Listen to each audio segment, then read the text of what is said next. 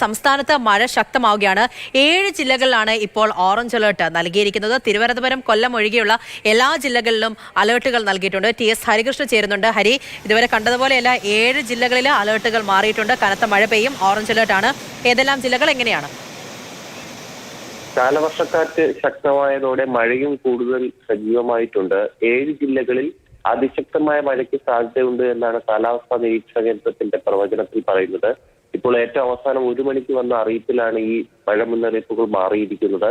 പത്തനംതിട്ട, എറണാകുളം, ഇടുക്കി, കോഴിക്കോട്, വയനാട്, കണ്ണൂർ, കാസർഗോഡ് ജില്ലകളിലാണ് orange alert നൽകിയിരിക്കുന്നത്.